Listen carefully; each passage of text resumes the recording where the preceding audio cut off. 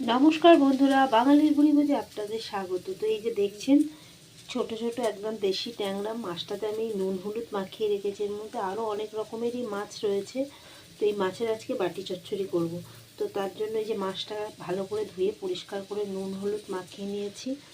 এখানে আলু সরু সরু করে কেটে নিয়েছি, কাঁচা লঙ্কা চিড়ে নিয়েছি, পেঁয়াজ আছে, টমেটো কুচি করে কাটা আছে, বেগুন আছে, আর রয়েছে আদা রসুন থেতো করে নিয়েছি, বাটিনি কিন্তু।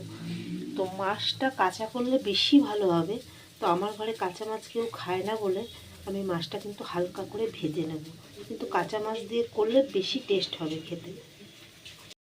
তো ট্যাংরা মাছটা দেখুন আমি একদম এরকম হালকা করে ভেজে নিয়েছি, যেহেতু এটা কাঁচা করলেই বেশি ভালো হবে। এবার আমি কড়াটা নিয়ে নিয়েছি, কড়ার মধ্যে আলু দিয়ে দেব,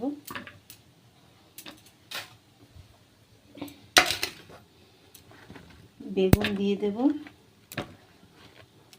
সব কিছু এর মধ্যে দিয়ে দেব। দিয়ে আমি পেঁয়াজ কুচি,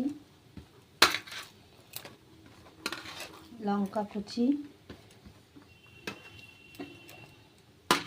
টমেটো কুচি করে কাটা রয়েছে, আর এই যে আদা রসুন থেতে রেখেছি এটা দিয়ে দেব। আর এখানে আমি এই যে মশলার ভাগ করে রেখেছি, হলুদ গুঁড়ো, লঙ্কার গুঁড়ো, নুন, অল্প সামান্য চিনি আর জিরের গুঁড়ো, তো এটাও দিয়ে দেব। দিয়ে এর মধ্যে কাঁচা সর্ষের তেল বেশ কিছুটা দিয়ে দেব। দিয়ে ভালো করে এটা কিন্তু মাখিয়ে নেব। মাখাতে মাখাতে এর মধ্যেই তো সুন্দর করে মাখানো হয়ে যাবে। তো আর জল ঠল আর বেশি একদম দিতে লাগবে না। তো এই যে দেখুন আমার একদম সুন্দর করে এটা কিন্তু মাখানো হয়ে গেছে।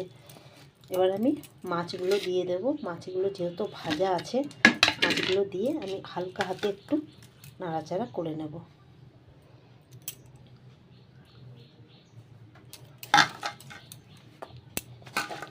এরকম হালকাভাবে একটু নাড়াচাড়া করে নেব।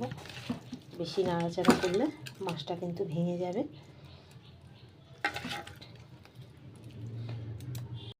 তো দেখুন আমি সুন্দর করে এটা কিন্তু মাখিয়ে নিয়েছি, আর উপর থেকে আর একটু সর্ষের তেল দিয়ে দেব। দিয়ে আমি এবার এটাকে বসিয়ে দেব। আধ ঘন্টার মতন এটাকে আমি একদম গ্যাস কম করে ঢাকা দিয়ে দেব।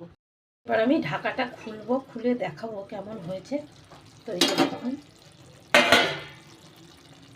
এরকম হয়েছে। উপর থেকে একটু ধনে পাতা দিয়ে দেব, উপর থেকে একটু ধনে পাতা ছড়িয়ে দেব, দিয়ে আর 5 মিনিট হতে দেব। ঢাকাটা কিন্তু একদম এরকমভাবে চেপে দিতে হবে। এই যে দেখুন আমার ট্যাংরা মাছের বাটি চচ্চড়ি একদম হয়ে গেছে। তো দেখতে কত সুন্দর হয়েছে দেখুন, খেতেও ভালো হবে। তো রেসিপিটা যদি ভালো লাগে শীতের দিনে আপনারা একবার এইভাবে বানিয়ে খেয়ে দেখতে পারেন। তো চলুন পরের ভিডিওতে আবার দেখা হবে।